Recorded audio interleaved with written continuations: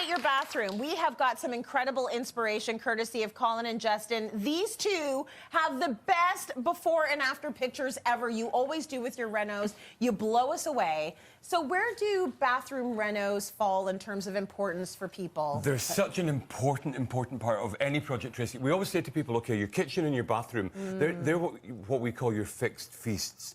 Get them right, and they will endure right across the next 20 years, hopefully. Yeah. So it's got to be neutral. We don't do anything that's overly coloured. We keep everything as low-key as possible, and then we can tailor around about that, or the clients can tailor around about that as time goes on. Absolutely. I mean, think about people's attitudes to their bathroom now. Okay, you don't go in and wet it and forget it anymore. It's about the spa, isn't it? It's about relaxing. So you're actually looking for something that communicates with you, something that takes away a layer of stress, which is a good thing. But actually, you're investing in your property as well. You know, kitchens and bathrooms are where you spend the money. You'll always reap rewards there. That's where you spend the time. Yeah, exactly. Right? That's where you are. Like, let's not even talk about how much time you spend on that toilet. No, like, we're exactly. With a book and then on the phone. A lot. And then somebody brings you a coffee. Yeah, right? Can we not say lunch? An espresso martini. Yeah, oh, exactly.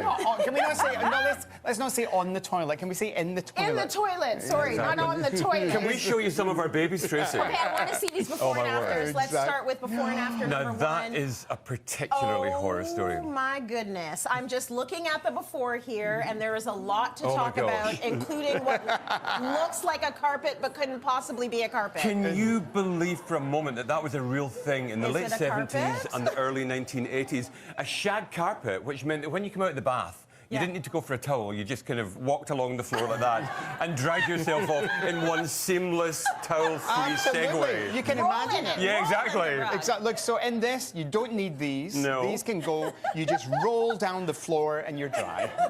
I mean, it's frightening what people did. Wet. It is. I mean, how does that bathroom smell? That's damp. That's damp.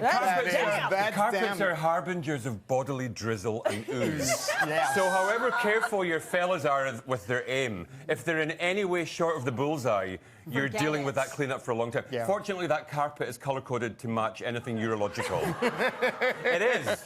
I'm not going to lie. I mean, they probably chose it for that. It doesn't show the stains. No, it doesn't. Exactly. But that's kind of sickly-dickly. Drippings all over the place. So weird. You know, let's look at the after. Yeah, you know, which was a much more tailored affair. You know, obviously, the storage is really bad here as well. Yes. We hate when people have open storage. Yes. Oh, yeah. Yes. Oh, yeah. You know, and I think the lovely thing about that is it's inspired by luxury hotels, so it feels really, really rewarding. I think the colour scheme is classic. You know, that's never going to go out of fashion. Right. And I love the fact, you know, we've got these really large format tiles here on the wall, but to break it up, sometimes, you know, when you tile a bathroom, it can just look like tile. Yeah.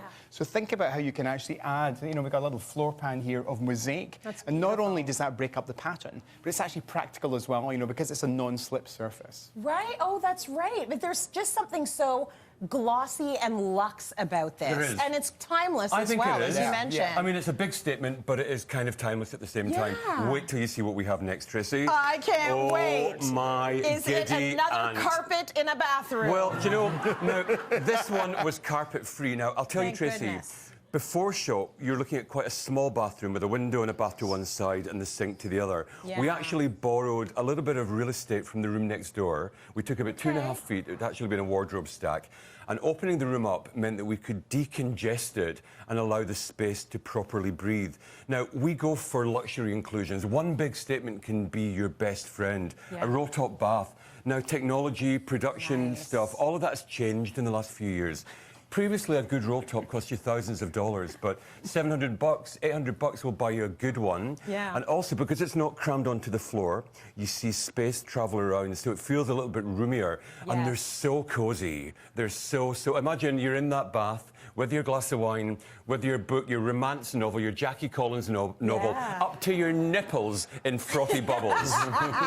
It's heaven. It is heaven, Tracy. That is such a beautiful thing. And I do like the light and area of that. That's on legs, and you can see that it lends itself to that openness and that lightness. Very spa light. It is. And you know what the thing is, a bathroom should make you feel refreshed without even turning on the tap. That's right. So it's got to look that way so you get the vibe, you know, which is super cute. Beautiful. Now, I've got a board here and I'm not afraid to use it. You get in there with your wand, Colin. Oh, hello. Look at this. Are we having techno fear? No, we're not. It's happening now. Sometimes you have to have the magic touch. Oh, you do. Exactly. This Colin and Justin Got Bathroom it, man. Academy, isn't it? It's great.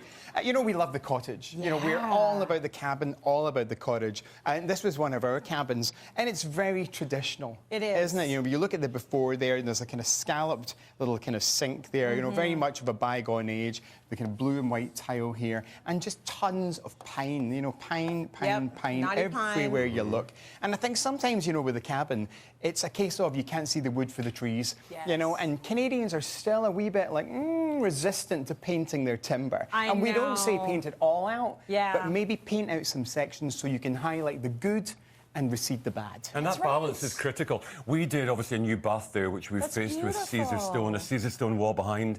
But it's essentially one out, one in. The toilet went in the same place, the sink went in the same place. I want to jump ahead, because I know we're short in time, Tracy, and show you one of our favourite little bathrooms.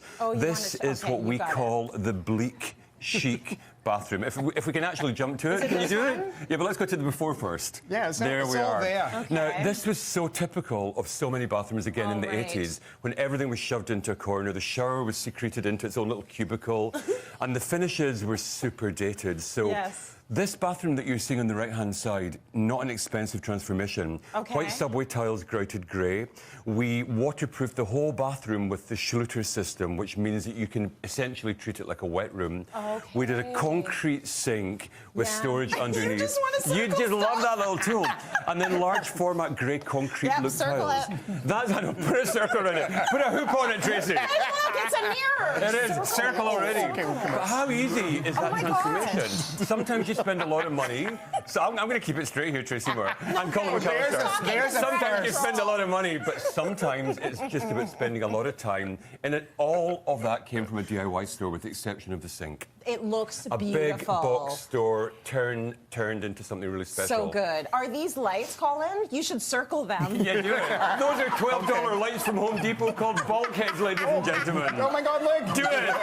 Oh no! I'm gone off! He broke it! Oh no, is it broken? Those were amazing. How much before fun? and afters. Easy stuff. So beautifully done, and you're not breaking the bank, which we love.